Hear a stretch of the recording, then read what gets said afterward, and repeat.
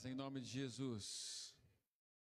Tem sido um grande privilégio estar aqui repartindo com irmãos, crescendo com os irmãos, aprendendo, convivendo e sabendo que nisso tudo o Senhor tem edificado a minha vida e tem edificado a vida da igreja também. O que importa realmente não é tanto o mensageiro, mas é a mensagem.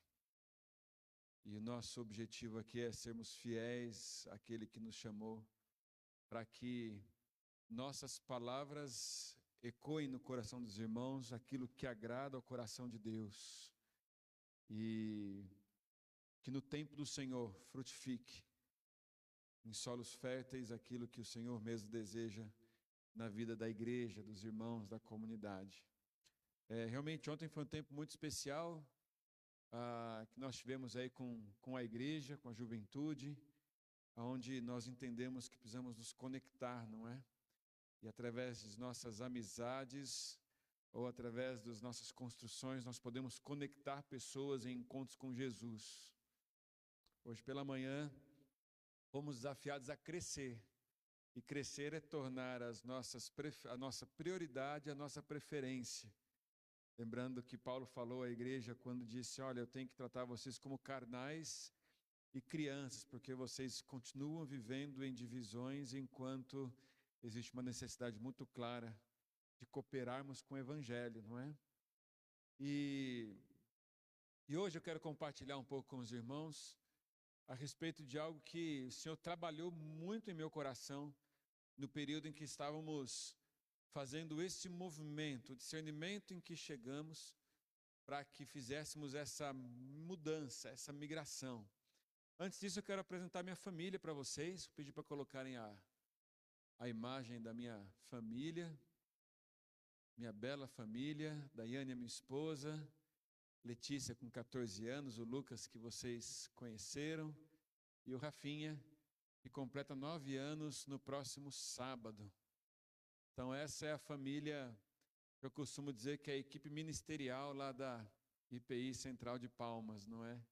Às vezes quando eu preciso fazer uma reunião de equipe, eu reúno todo mundo na mesa de casa e falo: vamos conversar sobre a igreja agora e vamos definir. E eles já sabem muito bem suas atribuições, né? Letícia é muito da área da comunicação, então ela faz os stories, tira fotos, tem ideias e nos ajuda na sua adolescência a mantermos a igreja numa linguagem, não é, para a nova geração. O Lucas, ele é altamente tecnológico, então ele chega na igreja, liga computador, liga projetor, já liga a mesa de som, vai conectando tudo, já coloca a musiquinha de fundo antes do culto começar. E o Rafa quer estar fazendo tudo que o Lucas faz, não é? Porque eles têm 1 ano e 5 meses apenas de diferença. Então também vai, acende a luz, apaga a luz, liga o ar-condicionado, pede para passar as músicas na hora do culto, e assim a nossa equipe ministerial vai servindo, vai trabalhando, não é? Eu tenho muita alegria de, além de apresentar minha família, não é? Linda que o Senhor me deu, agradecer a presença do meu irmão, da minha cunhada, dos meus sobrinhos, não é? Que estão aqui. Gustavo, os irmãos já conhecem, já esteve aqui, não é? Compartilhando também. Então, esses góis aí, vocês têm que resolver esse negócio, viu? Pastor Everett, pastora Dani, tem que resolver esse negócio dos góis aí com vocês, com a igreja. O negócio está ficando sério, não é? Mas é um privilégio, estou hospedado na casa do meu irmão. Moro aqui em Curitiba, ali em Curitiba, não aqui, né? Ali em Curitiba há 10 anos, pelo menos. E agora que nós vamos fazer uma pequena mudança, temos que aproveitar todas as oportunidades aí para estarmos juntos. Quando nós saímos de Maringá, como eu compartilhei hoje pela manhã, nós estávamos numa situação muito favorável para a família. E não há nenhum erro nisso, em encontrar e buscar condições favoráveis para o desenvolvimento da família. Uma carreira profissional consolidada da parte da minha esposa, ministério em pleno desenvolvimento, numa igreja que tinha um grande avanço e crescimento, não apenas numérico, mas naquilo que poderia oferecer à comunidade, à cidade, alcançando um nível de relevância na cidade. Eu fazia parte da equipe pastoral dessa igreja, não era o pastor. E No final de 2022, o Senhor começa a trazer ao nosso coração uma necessidade de buscarmos um direcionamento. Já fazia 7 anos que estávamos ali na igreja. E todo o meu ministério ele se desenvolveu em Maringá. Eu tive um período da minha vida em que desenvolvi um ministério itinerante, servindo a gerações de adolescentes da denominação, da Igreja Presbiteriana Independente do Brasil.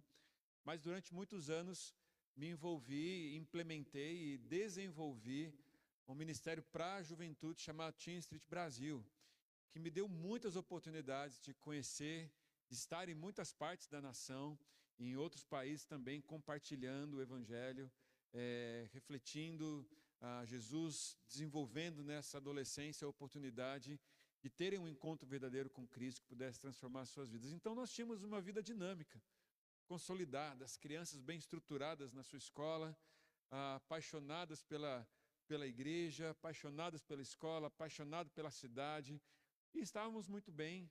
E para ser muito sincero aos irmãos, eu imaginava que eu findaria os meus anos de ministério ali na cidade de Maringá, assim como muitos maringaenses pensam que começam e terminam a vida e terminariam a vida ali também, não é? Inclusive, os pastores dessa igreja passaram por essa situação também, por essa imaginação algum dia.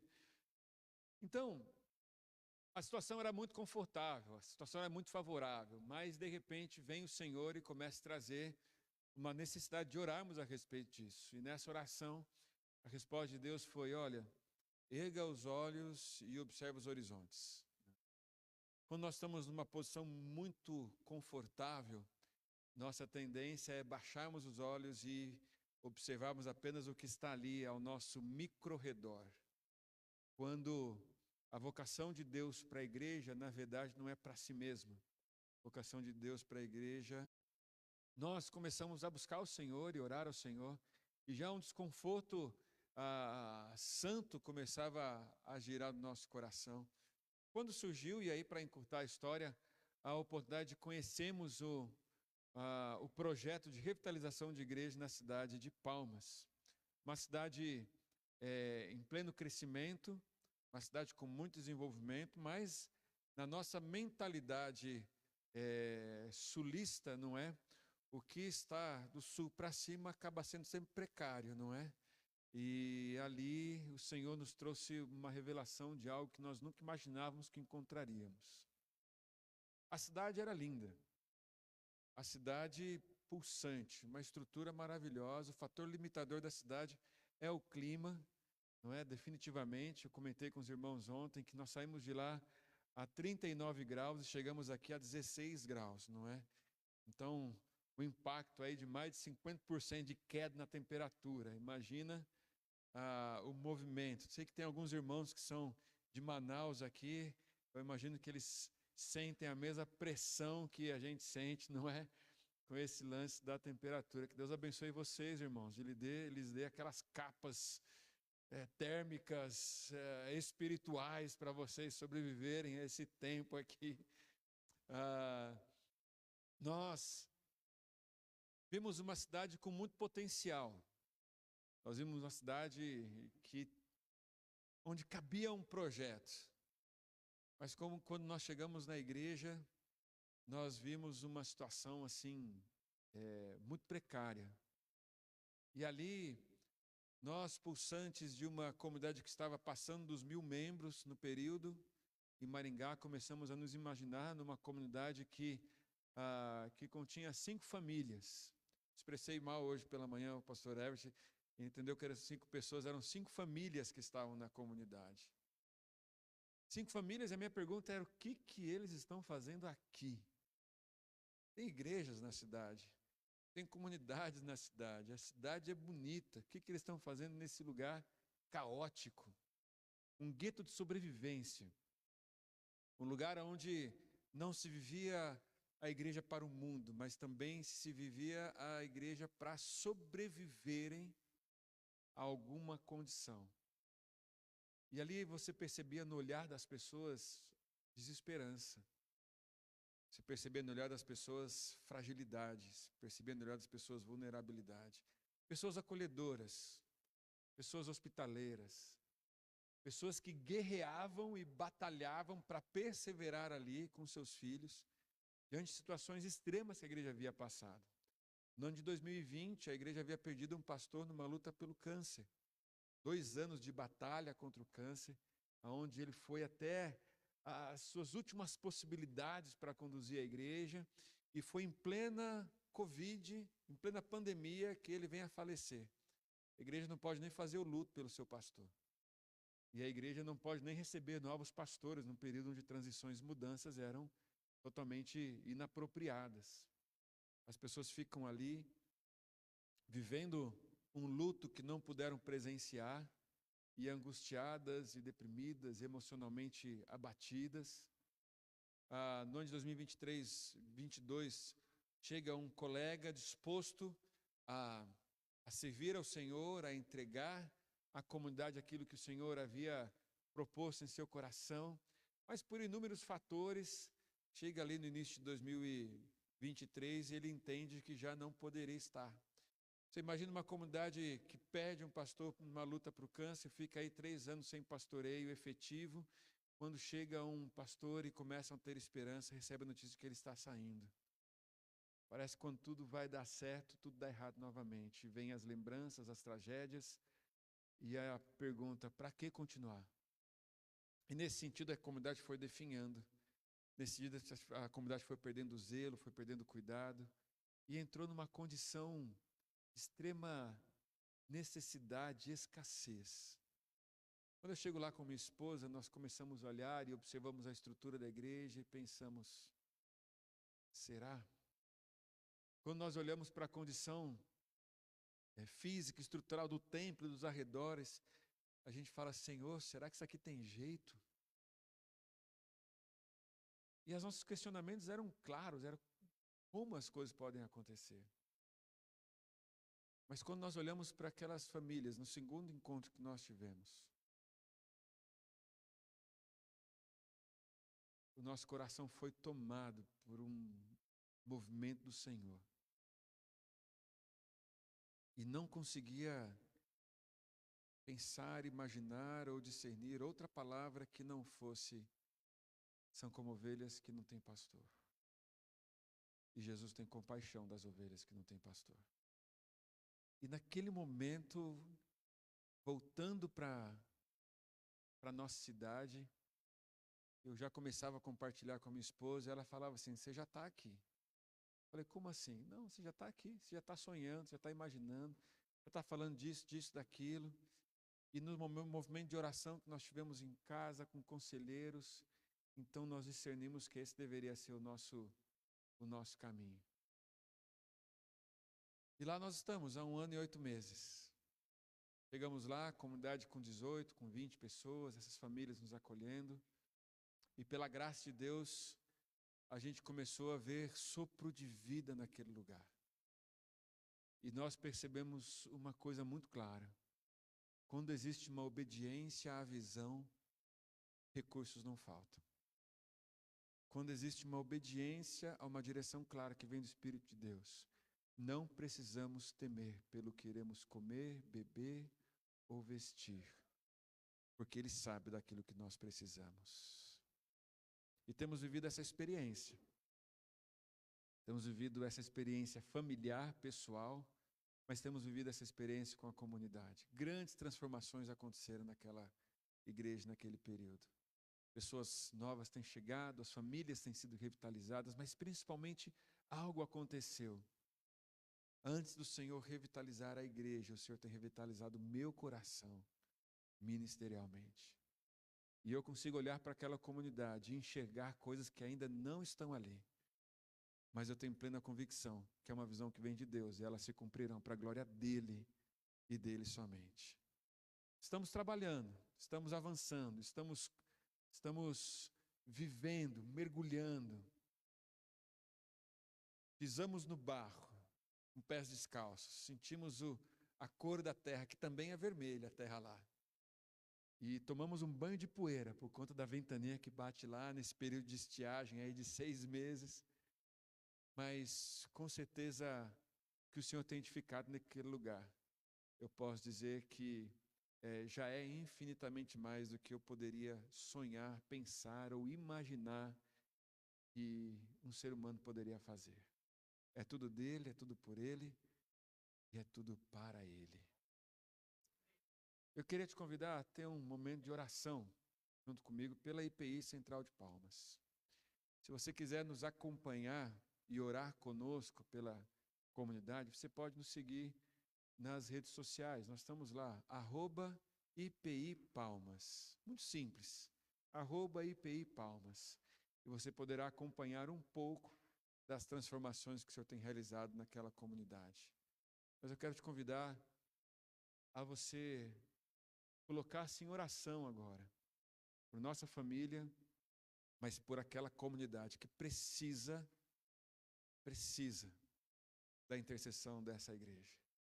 Precisa da oração do povo de Deus que não está lá, e nem sabe quem são, nem os conhece, mas já se coloca diante do Senhor com fervor, dizendo: Senhor, faz a tua obra naquele lugar. Você pode gastar um tempo em oração? Em nome de Jesus, faça isso, como você melhor entender que deve acontecer.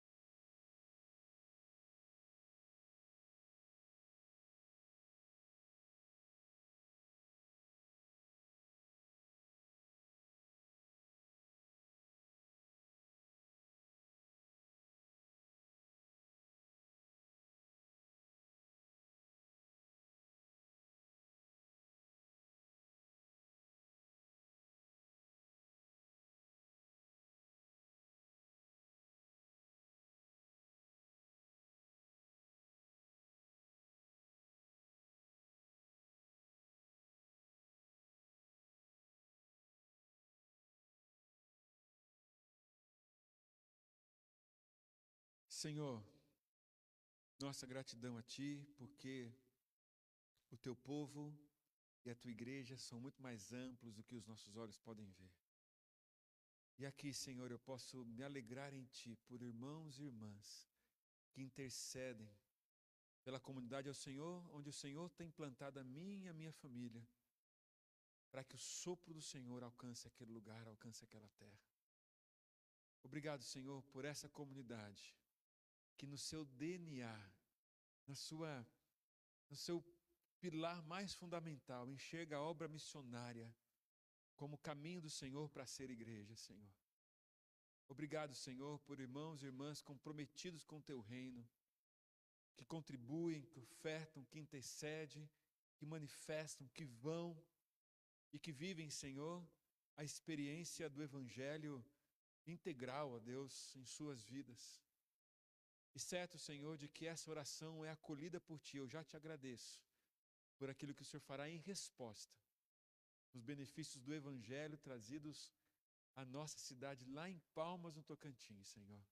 Não esquecida por Ti, não abandonada por Ti, não deixada para trás por Ti, mas amada pelo Senhor e receptora da Tua graça, do Evangelho, da salvação e da transformação que existe em Jesus Cristo. Assim, a minha gratidão por irmãos e irmãs com quem posso compartilhar e receber a sua intercessão para a Tua glória e para o Teu louvor. Em nome de Jesus. Amém. Amém. Te convido a ler comigo o Evangelho de Mateus, no capítulo 14. Tem alguns slides que nós vamos projetar aqui e eu espero que os meus irmãos da mídia acompanhem o nosso ritmo aqui e vai dar tudo certo, viu? Toda vez que eu coçar a orelha direita é para passar o slide para frente, tá? Se eu coçar a esquerda é para voltar. E se eu der 3 pulinhos, não é nada, tá bom? É só tique meu mesmo. Nós vamos começar a ler, o que eu quero conversar com vocês é sobre ver o que Jesus vê. Será que nós, como igreja, como comunidade de discípulos, vemos aquilo que Jesus vê?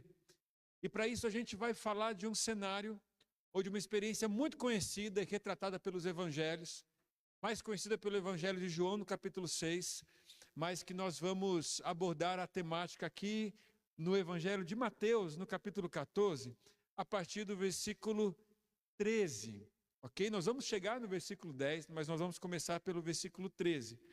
Olha só, ouvindo isso, retirou-se dali. Jesus, ouvindo isso, retirou-se dali num barco, para um lugar deserto, à parte. Ao saberem disso, as multidões vieram das cidades, seguindo-o por terra. Ao desembarcar, Jesus viu uma grande multidão. Compadeceu-se dela e curou os seus enfermos. Ao cair da tarde, os discípulos aproximaram-se dele e disseram: este é um lugar deserto, já está ficando tarde. Mande embora a multidão para que possam ir aos povoados comprar comida. Respondeu Jesus: eles não precisam ir, deem-lhes vocês algo para comer. Eles lhe disseram: tudo que temos aqui são 5 pães e 2 peixes. E aí o versículo 20 diz assim: e todos comeram e ficaram satisfeitos. E os discípulos recolheram 12 cestos cheios de pedaços que sobraram. Bom, é interessante a gente observar o movimento de Jesus nos evangelhos, não é? O evangelho de Mateus, ele é escrito para a comunidade judaica, para aqueles que já eram povo.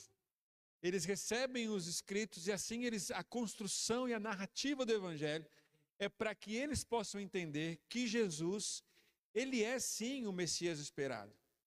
Jesus é sim o Messias aguardado. Então esse é o objetivo do evangelho de Mateus nas suas narrativas e na sua construção. A gente percebe nesse texto que Jesus, ele já está num movimento pulsante. As pessoas já vão atrás de Jesus. As pessoas já vão vivendo e buscando as palavras de esperança de Jesus.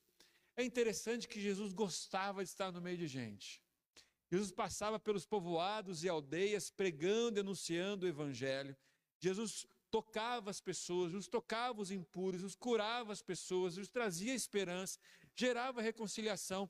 O ministério de Jesus era entregar-se às pessoas para que elas pudessem entender o grande mandamento que agora era retomado, não é? E anunciado: ame ao Senhor teu Deus de todo o teu coração e ama o teu próximo como a ti mesmo.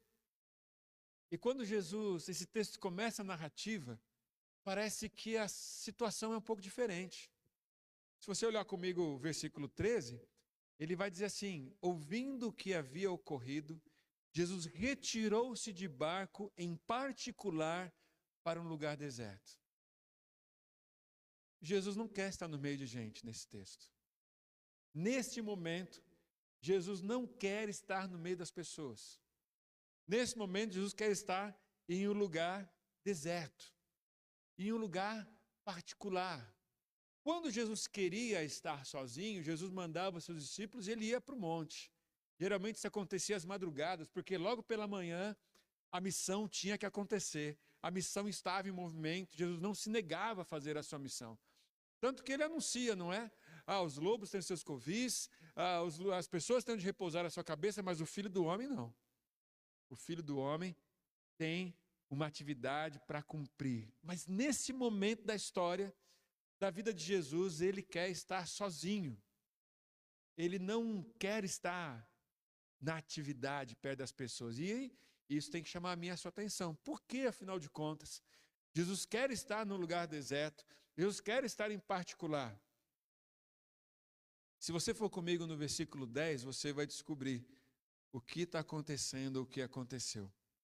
E mandou decapitar João na prisão.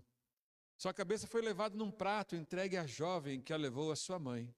E os discípulos de João vieram, levaram o seu corpo e o sepultaram. Depois foram contar isso a Jesus. Jesus, por mais que fosse 100% homem, filho de Deus, Messias, Jesus tinha 100% da humanidade. Jesus, ele era verdadeiramente Deus e verdadeiramente homem. Ou seja, o coração de Jesus pulsava como pulsa o meu, seu coração, no afeto por alguém. E o coração de Jesus sofria quando perdia alguém querido, assim como eu e você sofremos. Jesus havia perdido seu primo, seu parceiro, seu companheiro, aquele que o havia batizado e apresentado ao mundo como Cordeiro de Deus que tira o pecado do mundo. Jesus estava num momento de luto. Jesus estava num momento onde era necessário colocar as emoções em ordem. E você imagina que não existe uma melhor justificativa do que essa para procurar um lugar deserto particular. Eu preciso de um tempo. Eu preciso ficar quieto por um tempo. Preciso colocar o coração no lugar. Muitas vezes eu e você passamos por isso. Passamos por isso ministerialmente, passamos por isso com nossa família, passamos por isso com as nossas circunstâncias, passamos por isso a respeito de situações que surgem em nossas vidas. Lutos são uma vivência quase que diária, porque o luto, ele não diz respeito apenas a uma condição física da perda de alguém, mas de uma perda que sofremos e precisamos ressignificar a vida ou as nossas condições para seguirmos adiante. E não era justo que Jesus também tivesse esse tempo para descansar o coração, para descansar a alma, para aliviar o coração dessa tristeza e assim dar sequência naquele ministério. Acontece que esse movimento de Jesus em busca de um lugar particular, justificável, aceitável, compreensível, ele é interrompido por uma situação. Versículo 14, ele diz assim: quando Jesus saiu do barco e viu tão grande multidão, teve compaixão e cuidou dos seus doentes. Existia algo no coração de Jesus que era maior do que as suas emoções humanas. Existia algo no coração de Jesus que era o que o movia de fato. O que move a igreja de Jesus? O que move a mim e a você nas nossas condições? Se você se lembrar, ou se você observar esse texto, esses versículos, você vai perceber que Jesus ele teve uma visão. Ele viu grande multidão. É o que diz aí o texto, não é? Viu tão grande multidão. Jesus ele teve um movimento. O movimento de Jesus a respeito da grande multidão foi compaixão. Jesus ele teve esse coração que se voltou para as pessoas e logo se reconectou com o coração de Deus que o movia na direção daqueles que sofriam, daqueles que estavam angustiados, daqueles que estavam sofrendo, daqueles que estavam passando por necessidades, daqueles que precisavam de esperança e haviam encontrado nele a esperança. E Jesus teve uma atitude, passou a curar os seus enfermos. Percebe-se que no movimento da missão de Jesus, a agenda dele é interrompida pela urgência das pessoas em serem acolhidas, atendidas, socorridas e terem seus corações transformados para que possam aquecer em esperança. Por mais que havia um motivo justificável para Jesus, a sua preferência não era a sua prioridade. Ou melhor dizendo, a sua prioridade tornou-se a sua preferência. E a prioridade de Jesus era cumprir a vontade do Pai. Eu não vim para os que estão salvos, eu vim para os que estão perdidos. Eu não vim para cuidar dos sãos, eu vim para cuidar dos doentes. E o Evangelho de João já diz assim, ele veio para os seus, mas os seus não o receberam. Mas aí a todos quantos o receberam, deu-lhes o poder de serem feitos filhos de Deus, a saber, os que creem no seu nome. Então Jesus tinha uma missão muito clara, muito bem definida. E naquele momento em que a sua agenda pessoal pedia um tempo, a agenda de Deus para ele demandava que ele continuasse na rota da missão. E Jesus não nega a vontade do Pai. A compaixão, o coração que queimava, o coração de Deus que queima e que pulsa no coração da igreja, da comunidade de discípulos, os conduz não para os seus próprios interesses e momentos, mas a fazer a vontade do Pai, ainda que para isso seja necessário renunciar àquilo que tão avidamente parece ser necessário para mim e para você. Jesus, ele tinha uma consciência muito clara Lá em Lucas, no capítulo 4, nos versículos 18 e 19, ele vai dizer assim: o Espírito do Senhor está sobre mim. Deus sabia qual era a unção que ele havia recebido, porque ele me ungiu para pregar as boas novas aos pobres.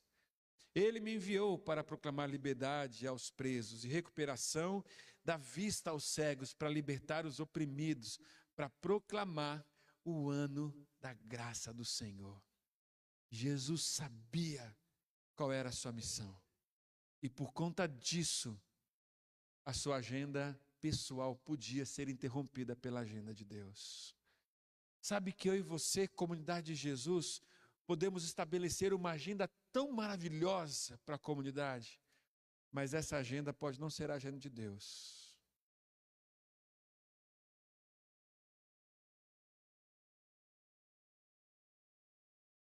Temos bons objetivos, temos bons motivos, temos boas argumentações, temos boas justificativas, temos excelentes desculpas para tornar a nossa agenda maior do que a agenda de Deus para a nossa vida. Ah, porque os meus filhos precisam estudar e alcançar um bom nível, porque a concorrência no mercado é muito grande. Ah, porque eu preciso trabalhar mais tantas horas para que eu possa alcançar a necessidade que minha família tem de ter uma vida de qualidade, assim nós possamos ter um pouco mais de tranquilidade. Ah, porque eu mesmo preciso estudar um pouco mais para poder almejar situações na minha vida que sejam necessárias. Não, porque eu quero auxiliar na obra de Deus, e para que eu possa auxiliar eu preciso de um tempo para me preparar, e assim nós vamos criando as agendas, e vamos acumulando afazeres, e vamos trazendo prioridades, e colocando prioridades que não são as de Deus. E muitas vezes acabamos atropelando a missão.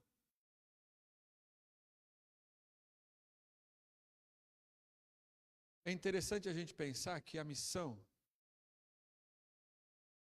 ela é minha. A missão é de Deus. Ele compartilha a missão dele com a igreja. Mas quando nós falamos sobre isso, nós terceirizamos essa missão como sendo da igreja à liderança. Terceirizamos a missão da igreja aos pastores, terceirizamos a missão de Deus que é dada à igreja, à liderança, aos diáconos, aos líderes de ministérios, aos conselheiros, aos discipuladores. Vamos arrumando um monte de gente para cumprir a missão de Deus que é dada à igreja, porque eu e você não nos consideramos essa igreja. E Jesus tem algo aqui importante com os discípulos. Os discípulos de Jesus estão em treinamento, Jesus os está preparando. Enquanto Jesus vê a grande multidão, enquanto Jesus tem um movimento de compaixão, enquanto Jesus tem aquela atitude de curar enfermos, os discípulos eles passam pelas mesmas categorias. Eles veem algo, eles têm um movimento e eles têm uma atitude. Vamos ver a diferença entre Jesus e os discípulos? Enquanto Jesus vê uma grande multidão, os discípulos chegam para Jesus no versículo 15 e dizem assim: este é um lugar deserto. Jesus vê as pessoas, os discípulos veem o deserto. Jesus tem compaixão e os discípulos dizem: está ficando tarde. Enquanto Jesus vê a multidão e os discípulos veem o deserto, Jesus tem compaixão e os discípulos têm uma certa insegurança, porque o que é um deserto na escuridão? É um lugar vulnerável, é um lugar inseguro, é um lugar de medo, é um lugar sem estrutura, é um lugar de escuridão, é um lugar de vulnerabilidade. E aí, quando Jesus tem uma atitude de compaixão e para começar a curar enfermos, os discípulos têm uma atitude de mandar embora a multidão, para que possam ir aos povoados comprar comida. Olha a disparidade, nos próximos slides a gente vai ter essas classificações dos discípulos também. Olha a disparidade entre o que Jesus vê e o que os discípulos veem. Observe na sua Bíblia aí, no seu texto, marca isso, anota isso, escreve do lado. Jesus vê uma multidão. Os discípulos veem um deserto. A perspectiva já é completamente diferente. Jesus vê e tem um movimento de compaixão, precisam ser atendidos. Os discípulos veem em segurança, já está tarde. Jesus vê e Jesus tem uma atitude de cura, de ir na direção, de romper com o luto. Os discípulos têm uma atitude de manda embora esse povo, porque já está ficando tarde. E vamos ser bem sinceros, essa é a nossa visão, muitas vezes, enquanto discípulos de Jesus. Porque é bom estar com Jesus, mas não é tão bom estar com a multidão. É bom ser alimentado por Jesus, mas alimentar a multidão cansa, cuidar da multidão cansa, organizar o povo é cansativo. É verdade, não é? É cansativo. É bom receber de Jesus a atitude de ser curado, ser tocado. Mas às vezes é melhor mandar as pessoas embora para que a gente possa descansar um pouco. Jesus, quando ele faz esse movimento, ele está treinando os seus discípulos. Jesus vira para os seus discípulos e diz assim: eles não precisam ir, deem vocês mesmos de comer. Jesus está dizendo assim para os discípulos: vocês não estão vendo o que eu estou vendo. Jesus está treinando a comunidade de discípulos para que eles possam enxergar a vida, para que eles possam enxergar a missão, para que eles possam enxergar aquilo que Jesus exatamente vê. E é isso que Jesus faz com a sua igreja. Jesus trata a igreja, Jesus movimenta a igreja, Jesus desafia a igreja para que a igreja possa enxergar aquilo que o Senhor mesmo vê.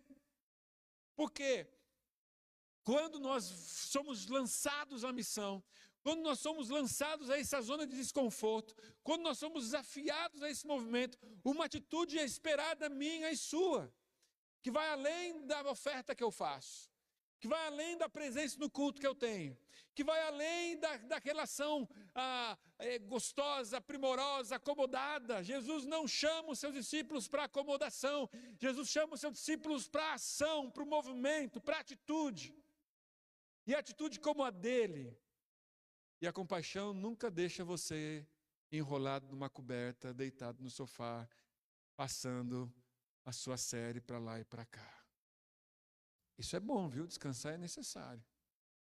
Mas quando isso se torna maior, minha zona de conforto se torna maior do que o movimento da missão, que me faz sentir o coração de Deus, isso se torna um problema. Lá, no meu contexto, com minha família, nós estávamos acomodados. Nós andávamos com Jesus, nós atendíamos pessoas, nós fazíamos a tarefa do Evangelho. A família estava envolvida, servia em ministério, atendia, fazia, mas de repente o Senhor falou assim: olha, se você acha que a coisa está acertadinha, se prepare que vem coisa nova por aí. Porque eu quero que você enxergue aquilo que eu enxergo. E quando nós olhamos para aquelas pessoas e tivemos contato com aquela comunidade, no ambiente desfavorável, no ambiente quase que inóspito, nós somos chacoalhados para sairmos do sofá, para deixarmos a coberta de lado e para não usarmos cobertas nunca mais, não é? Pelo clima da cidade aonde nós chegamos. As cobertas ficaram em Maringá. Sabe, irmãos, o final do texto nós conhecemos, não é? E mostra para a gente, já no próximo slide, o próximo texto mostra que os discípulos dizem assim: tudo que temos aqui são 5 pães e 2 peixes. Olha só, os discípulos tinham um argumento para não fazer. Deem vocês meios de comer. Tudo que nós temos são 5 pães e 2 peixes. Deem vocês meios de comer. Não damos conta. Deem vocês meios de comer. De que jeito? Não tem comida nem para a gente. Deem vocês meios de comer. Não tem como, Jesus. Sabe por quê? Quando nos envolvemos com a missão de Deus, quando a comunidade de discípulos se envolve com a missão de Deus, nós passamos muitas vezes a operar pela lógica dos recursos. E a lógica do recurso vai levar a gente à insuficiência. Não tem, não dá. A lógica da competência vai falar assim: não conseguimos, é um fracasso. A missão ela vai fracassar, porque nós não sabemos, não damos conta, não temos competência. E de fato essa é uma verdade, e de fato é isso que acontece.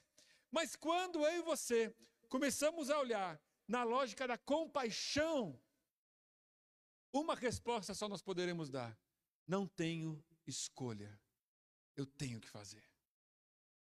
Não sei como, não sei de que jeito, não tenho competência, não tenho recurso, mas a compaixão de Deus domina, enche o meu coração, transborda a minha vida, queima em mim de modo que não dá mais para ficar sentado. Na lógica da dependência, nós vamos aprender o seguinte: eu obedeço e Ele faz. É isso que Deus espera da igreja. Deus não espera que a igreja tenha recursos.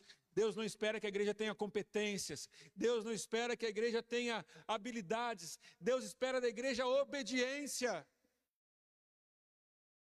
E esse é o maior desafio para mim e para você. Porque a obediência nos tira do sofá, a obediência nos tira do conforto, a obediência nos tira de olharmos para nós mesmos, de pensarmos o que nós vamos comer e passarmos a olhar para aquilo que os outros vão comer a partir de nós. E na lógica da generosidade, os discípulos aprenderam ali que dá e sobra. Versículo 17, os discípulos dizem: olha, tudo que temos aqui são 5 pães e 2 peixes. Mas o versículo 20 declara: todos comeram, ficaram satisfeitos. O Evangelho de João diz assim: comeram até se fartarem. Os adolescentes fizeram a festa naquele encontro lá, mas comeram à vontade. Ninguém regulou para os adolescentes. Eles comeram do jeito que eles comeram, só peixe, não comeram pão, só o recheio, né? Do sanduba lá. Fizeram a farra. A ponto de ficar largado assim, ó, não consegui nem falar mais. E os discípulos recolheram 12 cestos cheios. Jesus ensina: aprenda a ver aquilo que eu vejo. E você terá compaixão e não terá escolha. Aprenda a depender daquilo que eu lhes proponho como missão. Deem vocês de comer. Obedeça, porque Ele faz. E os discípulos aprenderam a não reter. Aprenderam a ter generosidade, porque deu e sobrou. E como sobrou? 12 cestos para cada um. Meus irmãos, tem um texto em 2 Coríntios, capítulo 5, versículo 7, que diz assim: porque andamos por fé e não pelo que vemos. Essa é a caminhada do povo de Deus em missão. Essa é a caminhada da comunidade de discípulos. O desafio de Jesus para os discípulos aqui é que eles pudessem ver aquilo que Jesus vê. Nós não teremos recursos, não teremos competências, não teremos habilidades, mas se enxergarmos aquilo que Ele vê, nós teremos obediência, nós teremos dependência, nós teremos atitude e nós teremos algo que vai dar e que vai sobrar, porque as pessoas admiradas passarão a glorificar ao Senhor que está nos céus, o nosso Deus Todo-Poderoso, que é o Senhor da prata, do ouro, de todos os recursos. É essa experiência que nós temos vivido ali.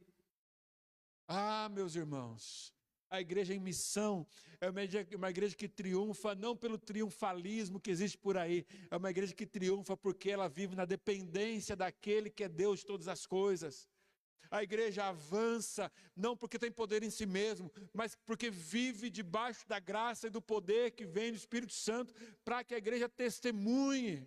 A igreja de Jesus é uma igreja que cresce, que se movimenta, que expande, que acolhe, que cumpre a missão de Deus apenas quando ela deixa de olhar para si mesmo e passa a ter o coração de Jesus, que é um coração de compaixão, que faz a igreja romper a sua agenda para viver a agenda de Deus. E é isso que você podemos viver de forma extraordinária. E um dia olharmos para trás e perguntarmos: Como tudo isso poderia acontecer? Com 5 pães e com 2 peixes. Poderia acontecer porque aprendemos a ver o que Jesus vê. Meu convite para você, igreja que celebra uma data tão importante, que cumpre mais um ciclo, que inicia mais uma etapa na sua história, que sejamos uma igreja que busca aprender a enxergar o que Jesus enxerga. E o que Jesus enxerga não é deserto, é gente. O movimento de Jesus não é despedir, é acolher. O movimento de Jesus, a atitude de Jesus não é de insegurança, mas é de compaixão. Que o meu e o seu coração, povo de Deus, igreja de Jesus, nas esferas mais divergentes, mais diferentes por onde nós podemos estar espalhados na nossa história, com nossas famílias, com nossos grupos, com nossas igrejas, seja uma visão de Deus, porque há pessoas ao seu redor que estão famintas, há pessoas ao seu redor que buscam esperança, há pessoas ao seu redor que vivem na escuridão, há pessoas ao seu redor que estão sofrendo, há pessoas ao seu redor que só têm a você para apontar o caminho da vida por meio de Jesus Cristo. Então o que eu e você precisamos é: Senhor, ensina-nos a ver o que o Senhor vê. E você vai ser desafiado a andar não por aquilo que você tem, mas por aquilo que o Senhor tem. E chegará ao seu coração, chegará à sua história. E você vai construir uma vida de alimentar multidões com 5 pães e 2 peixes. Como nosso Deus é maravilhoso. Como ser igreja de Jesus é algo lindo. Porque o nosso Deus não nos testa e joga fora. Nosso Deus sabe que nós vamos vacilar, nosso Deus sabe que nós vamos falhar, nosso Deus sabe que nós vamos tentar escapar, mas nosso Deus não vai nos descartar por causa disso. Nosso Deus vai nos tratar, vai nos treinar, vai nos amar, vai nos acolher, vai nos preparar e vai nos ajudar a enxergar aquilo que Ele mesmo quer que nós enxergamos, se nós de fato somos igreja do Deus vivo, do Filho de Deus Todo-Poderoso. Somos igreja de Jesus. Passemos a enxergar aquilo que Ele vê, para que a nossa missão realmente seja cumprida. Na sua vida pessoal, mas na vida da comunidade de discípulos aqui. Avancemos, enxergando aquilo que está nos olhos de Deus. Vamos orar?